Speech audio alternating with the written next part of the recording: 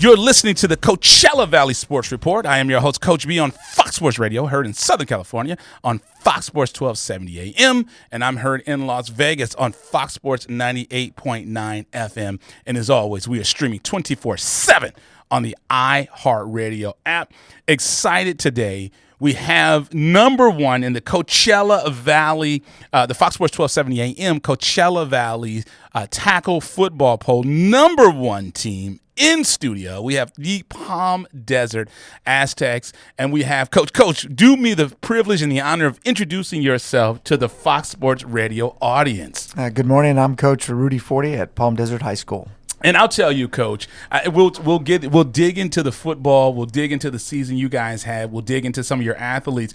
But I'll tell you, your athletic department is so supportive, like all sports. How is that support of the administration, the athletic department? Like your athletic director, I know him from when he was at Redlands. Yes, great sir. guy. But I mean the support, like even like your social media, like everyone's all in at Palm Desert. Yes, sir. That's actually kind of our slogan at the school. It's PD All In. And, we've had a great year so far. Last year, I think we won 15 out of 23 league titles. Wow. So for the school. So we have a lot of support from our athletic director, our administration, the school. So everyone's bought in. It's been a fun ride so far.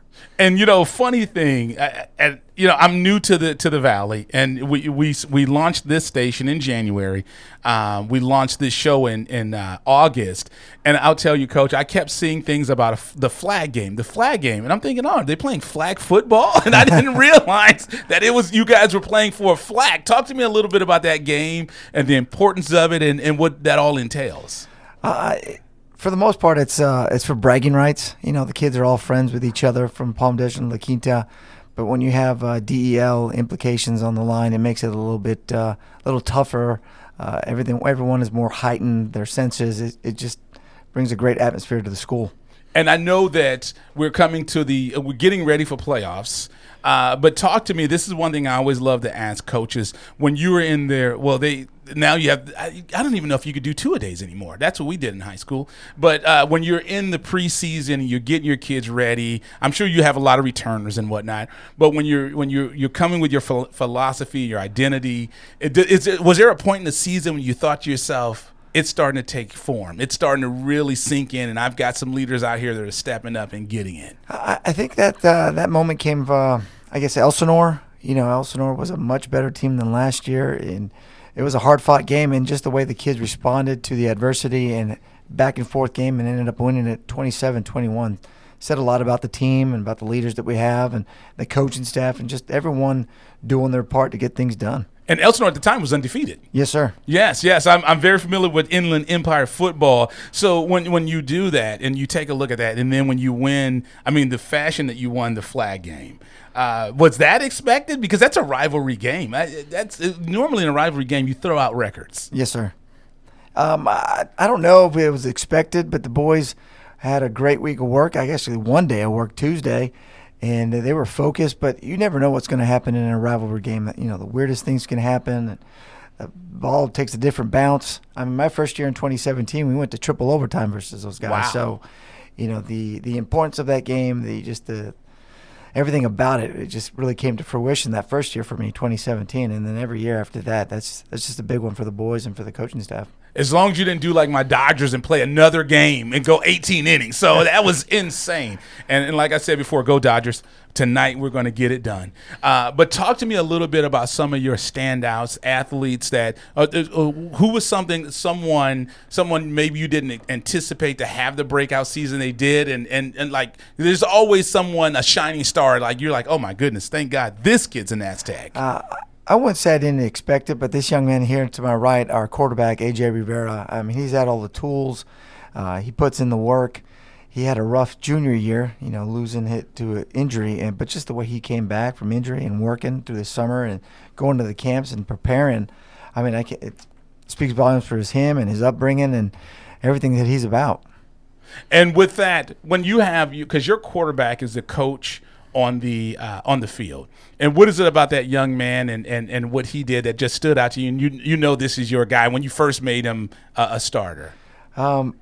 he's been in the program for 4 years, so he knows the offense backwards and forwards like the back of his hand. I mean, he'll come off and tell us coaches about different things that he saw, and then maybe things that we should run, maybe things that we didn't put into the game plan. But when he's coming off the field saying that he's seeing this or this should work, we listen to him. So it helps to have that coach on the field. And for him to be with you so many years, do you think that's a product of him? And that's got to be a great compliment to you when you have a player that listens to what you're installing and they're getting it. That had to just be a testament of your coaching and teaching. Oh, I wouldn't say it's all me. I mean, the young man AJ, he loves to watch film. He's watching at Huddle 24/7, and then it's also, like I said, upbringing. His father's one of our coaches as well on the defensive side, so he's getting it.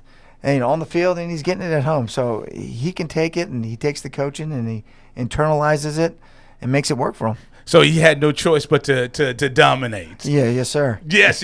So give me a preview. Do we know when they're going to have the it's not this Sunday when they're going to say the playoffs, is it? Yes, sir. It's this Sunday at 10 a.m. So they kind of make us play the hurry up and wait game. So right. We're all on pins and needles. And over the last couple of years, we've done well, in league. And then me personally, it just feels like sometimes we get punished for overachieving. Right. 1 year we were in Division 6, 1 year we were in Division 4, last year bottom of 7. So, it's a crapshoot. Right. So we'll take what we can get and go forward with it.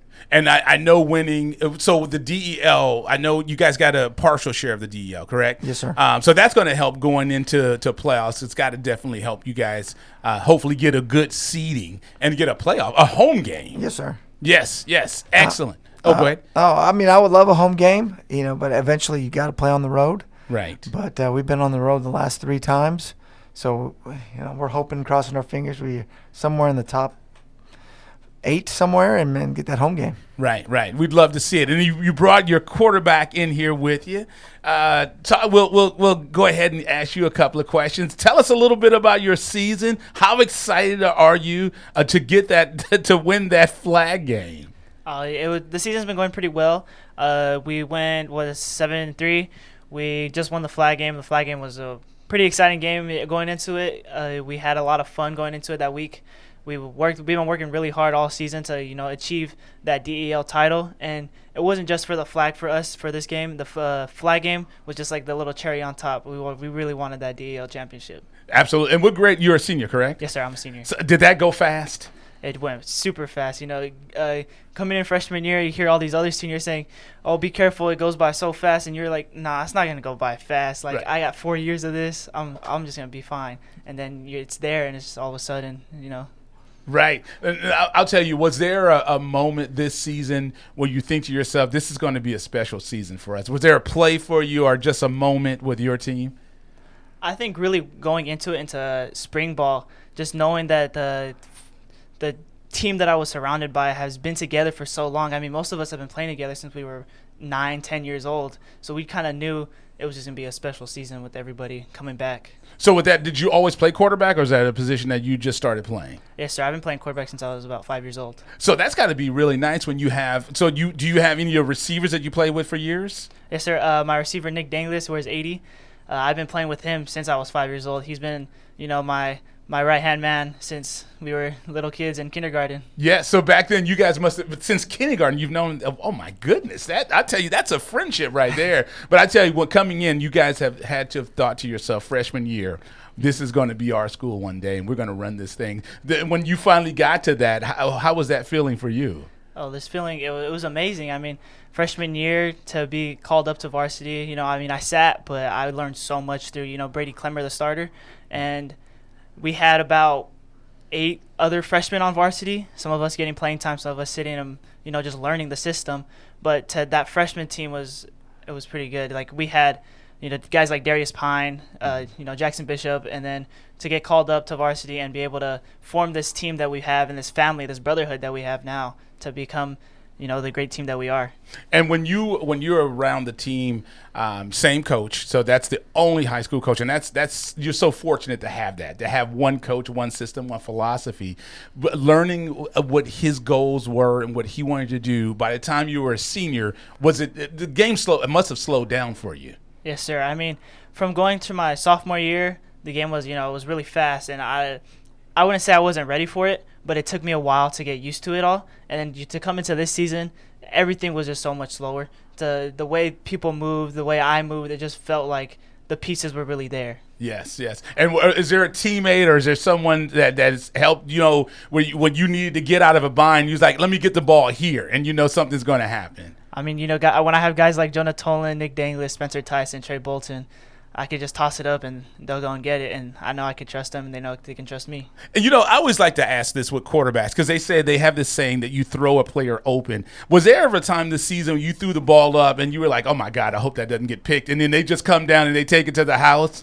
There was a play, against Elsinore. I threw to Trey into double coverage into the end zone, and I'm like, oh, I really hope Trey just catches this ball right now, and he caught it, and it was a touchdown, and it might not have been the smartest throw I ever made, right, but it ended up working in our favor. Well, I tell you, it worked for Brett Favre. He threw it. I know Coach Wright doesn't like that. It's like, no, slow down, whoa. When my family grew, they lived close to Southern Miss, so I've known about Brett Favre for a long time. But Coach, were there plays out there that just blow your mind when you like, oh my goodness, like maybe just a scramble or something, and you're like, oh my goodness? Yeah, there's I guess a lot of them. I wouldn't say a lot of them, but not only on the offensive side, but the defensive side as well. I mean, everyone's just making plays, and guys you think wouldn't make a play or out of position somehow, some way, come up with a big pick, a chase down tackle, a big catch over double coverage, or just AJ slipping a tackler to get the first down, scrambling and using his feet. So there's always those, oh my God, moments that we all look at each other and go, it's not plays, it's players. So that's the philosophy we go with. And that's a great thing. And I'll say with you, and I always ask this, and you say you've been there since 17? Yes, sir. So when you have players, coaches always say it takes about 3 years because then the players will know you. It's a third or fourth year.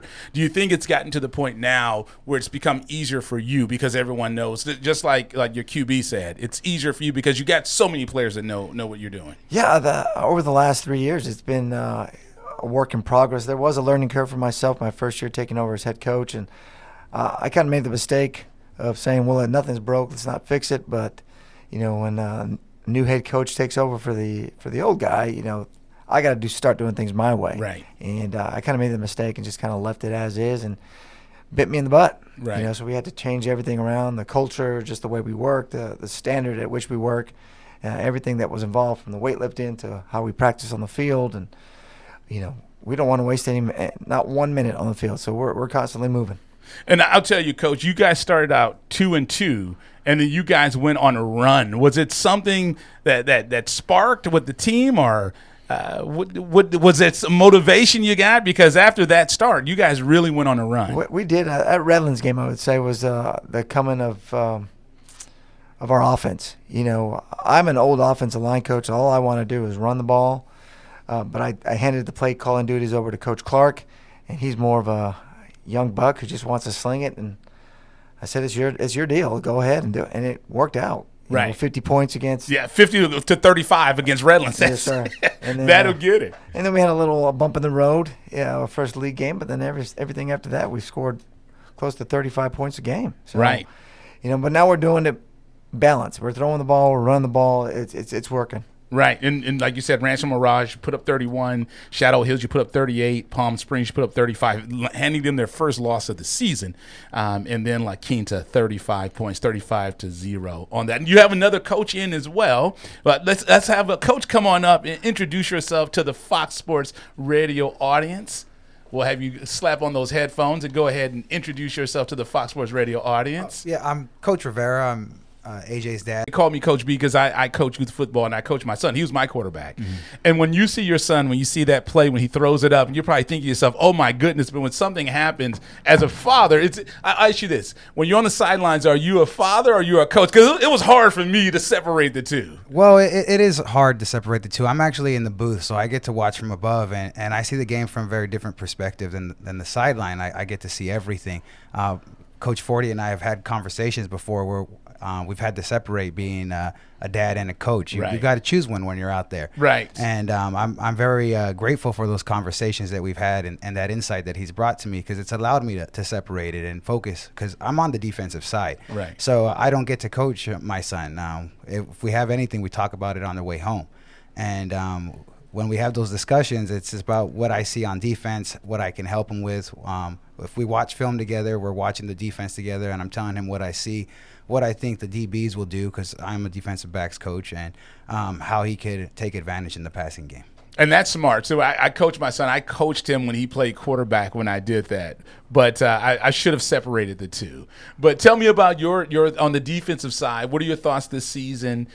Even with you, were there some players that just stood out and showed up, and you were like, "This kid's special"? And what a year we're having with these young men. Well, a lot of the kids I've been coaching since youth football days. I got my start thanks to some of the other defensive coaches that are out there. Coach Bishop, Coach Tolan. They brought me in when they were in charge of youth football programs. So I've been watching a kid like Jackson Bishop since he was 10.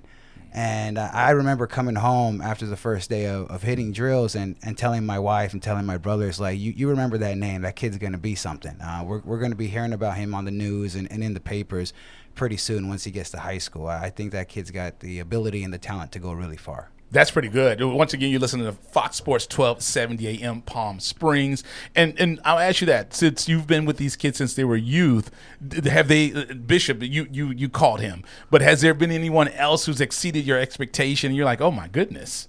Well, I would say Jonah Tolan's another one. I got to see him at a young age, too.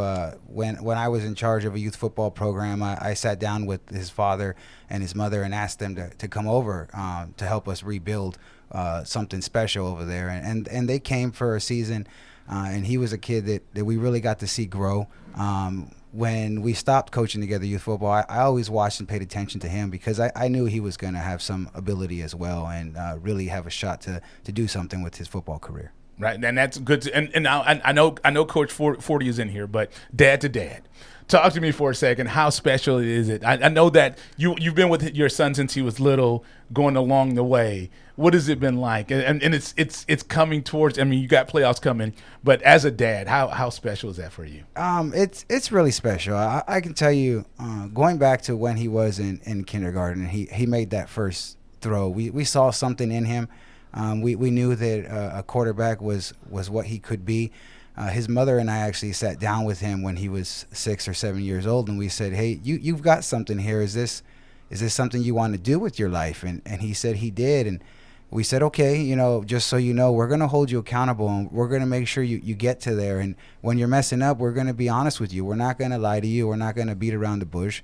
We're going to make sure we push you to be the best player that you can be, the best quarterback you can be." It's the hardest position in football. There's only one on the field. Right. And there's lots of people that are trying to do it. Very few make it to the next level. Very few continue on like he has. But he's been doing it since he was 5. And I think he's got something special, and this year is showing it. There you go. Well, you did a good job, Coach. Congratulations on that. Love seeing. And I know what you mean. Like I said, my son played quarterback at Etiwanda High School, and he at sophomore year he didn't want to play anymore, and I get it because it was another kid at Rancho, and his name was CJ. I forget what that kid's. I don't know whatever happened to that kid. CJ, I think he's in Houston now. But I know what it's like. But I tell you, quarterback is the toughest position there is. But Coach, what a season! What great bunch of coaches you have. Talk to me a little bit about your coaching staff. Sounds like you got a really, really good coaching staff over there. Just being me. I think I got the best coaching staff in the Valley. I'm only as good as the guys that I work with. Right. So, I mean, I got a great defensive coordinator and Coach Will Trout. I will tell you this. I give him carte blanche and all autonomy when it comes to the defensive side, and I trust that he's going to get the job done, and he has. And then on the offensive side, I've been with Coach Clark and Coach Mueller, ever since I've been at Palm Desert, and then we hired a new one in Coach Miller from Modesto. He was the head coach at Modesto High. And we've just really clicked. The entire staff has clicked, all the way from down the freshman group as well. And we get along. We can have those tough conversations. But when we walk out that door, hit the field, we're all in at that point. So. And Coach, were you a position or a coordinator before? Yes, sir. I was the offensive line coach, offensive coordinator. Now, how difficult? Because that's a jump when you're just focused on doing that, and then you have to become the head guy. You're ordering jerseys. If you're doing all that stuff, how was that transition for you? I've been kind of fortunate. I was a head coach before I came out here to the desert, and I knew what it took. But this is a much larger scale. I mean, I worked at a small private school beforehand. But getting here with 2,100 students, over 100 kids in the program, Now you got to buy helmets for everybody, Yes. and uniforms for everybody. You make sure everyone is getting their stipend correct, and fundraising and parents and administration and everything that comes across my desk. So I'm pretty fortunate in saying that I don't have to coach a position. All my coaches, they take care of everything. So I handle more of the administrative part, which is a handful, to say the least. Yes. Well, congratulations, Coach. Now, I'll say we first met at the media day. You had no idea who I was, but I appreciate you showed me respect, and you were so nice and generous to me, and I love it. I love it because I know you're thinking to yourself, who is this guy? But you were so nice to me, and I appreciate that. Well, I appreciate you guys. I mean, just anyone who can come down here and cover the Valley. I mean, because we have great teams, great coaches in the Valley. Sometimes we get lost in the shuffle. We're not Orange County, Right. but I think the Coachella Valley needs a little bit more publicity. Right. I really do. There's, like I said, great football, great coaches down here. So anything we can do to spread the word is awesome. Hopefully we will do that justice. And like I said, I'm just a vehicle. I'm just a vessel, and I appreciate you guys being so humble and gracious to me and welcoming me in. I really do appreciate that. Thank you so much. Yes, sir. We appreciate you. Thank you. Excellent. And congratulations once again on your season and all that you guys will do. I'll continue to watch you as you guys go along into the playoffs. I know you guys will do great things. Thank you. Thank you. Once again, Coach Forty, Palm Desert, the Aztecs in studio. Congratulations. And since the season's ended, I'm going to go ahead and do some breaking news. They will win the regular season Coachella Valley top 10 poll because you guys got your number one last week. You won again. So, yes, I don't see anyone jumping you. Yes, sir. Thank you. Thank you. So, congratulations, Coach. We're going to go ahead and get on out of here. Thank you for coming in, and thank you for your patience as you guys waited for us to get out there. Yes, sir. Thank you so much. So, you are listening to the Coachella Valley Sports Report. What an amazing show we had today. In studio, we had the Junior Firebirds. First time I've ever had ice hockey, and I've been on Fox Sports Radio 10 years. First time I've ever had ice hockey in studio. Had Palm Springs Youth Football, and, of course, we had the Palm Desert Aztecs, the DEL co-champions this year. You guys won it last year too, right? Yes, sir. There you Yes, go. sir. There you go. There you go. You can't beat that. So thank you for listening. I'm your host, Coach B, on Fox Sports Radio, heard in Southern California on Fox Sports 1270 AM, and I'm heard in Las Vegas on Fox Sports 98.9 FM. And as always, we're streaming 24/7 on the iHeartRadio app.